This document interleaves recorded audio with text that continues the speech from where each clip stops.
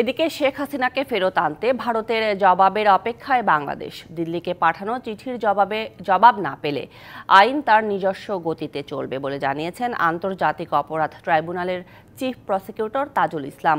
সাংবাদিকদের প্রশ্নের জবাবে তিনি আরও বলেন, শিগগিরই কয়েকজনের বিরুদ্ধে তদন্ত রিপোর্ট দাখিল করা হবে। এর আগে রবিবার সকালে চিফ প্রসিকিউটরের সাথে সৌজন্য সাক্ষাৎ করেন জাতিসংঘের আবাসিক প্রতিনিধি গোয়েন লুইস।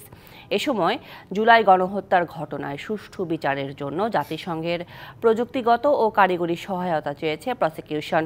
বৈঠকে ট্রাইব্যুনালের বিচার কাজ নিয়ে জানতে চান তিনি। তদন্ত কাজে সকল ধরনের সহায়তার আশ্বাস দেন জাতিসংঘের আবাসিক প্রতিনিধি।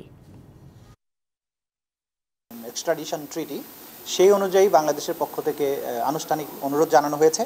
বাংলাদেশ সরকার অপেক্ষায় আছে, দেখা যাক তারা জবাব দেয় কিনা।